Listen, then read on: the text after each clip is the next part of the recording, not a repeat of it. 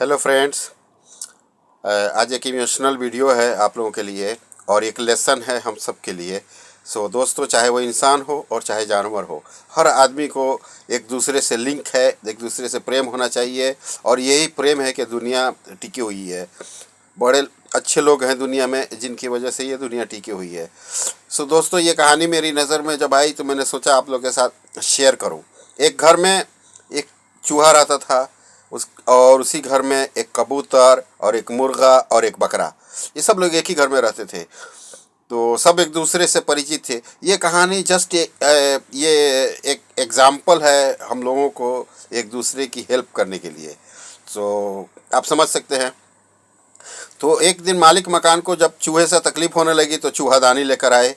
चूहादानी लाने के बाद जब चूहा ने देखा कि अब तो मेरी जान खतरे में आ गई है, तो उसने कबूतर से कहा कि कबूतर भाई, आप मेरी मदद करो, देखो ऐसा ऐसा सिचुएशन है। तो कबूतर ने कहा कि इसमें मुझे क्या करना है, मुझे कोई तकलीफ नहीं है, तुम समझो, तुम्हारा काम जाने। बाद में उसने मुर्गे से कहा, मुर्गा ने भी सेम जवाब दिया कि मैं तो फंसने वाला नहीं हूँ, फंसेगा तुम, मरेगा तुम, जाएगी जान तुम्हारी। फिर उसने बकरे से कहा, बकरे ने भी सेम रिप्लाई दिया कि भाई इसमें मुझे क्या करना है, तुम्हारी जान खतरे में है, तुम समझो। अब देखिए, मकान मालिक ने चूहादानी रात को घर में लगा दिया। हुआ क्या कि घर के अंदर एक सांप फंस गया उसी चूहेदानी में। अब मकान मालकिन जब गई तो आवाज़ आई, आवाज़ आने के बाद जब गई देखने के लिए हाथ डाला, तब तक सांप ने उसे काट लिया। अब सांप काटने के बाद इलाज, अब हॉस्पिटल जाना पड़ा, इलाज शुरू हो गया। तो किसी ने मशवरा दिया, इलाज डॉक्टर के पास शुरू है, और किसी ने मशवरा दिया कि आप कबूतर का गोश्त खाओ, उससे आपको फ़ायदा होगा। तो अब तो कबूतर की बारी आ गई।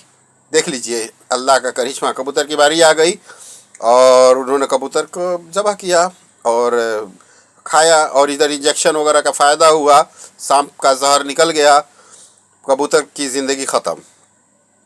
अब दो तीन दोस्त लोग जो घर वाले थे वो लोग मिलने के लिए आए कि चलो जान बच गई। तो अब मुर्गे की बारी, अब चार पांच लोग आए तो अब गोश्त कहाँ से लाया जाए, मुर्गा बना दिया जाए। मुर्गे की बारी आई।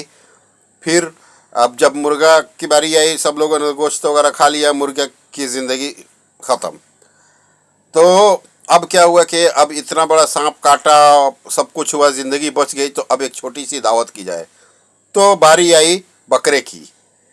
तो उन्होंने बकरे को हलाल किया और लोगों के को दावत दी, और इस दावत में सब लोग शामिल हुए। सो दोस्तों, आप समझ सकते हैं कि इंसान जो भी है एक दूसरे से लिंक में है।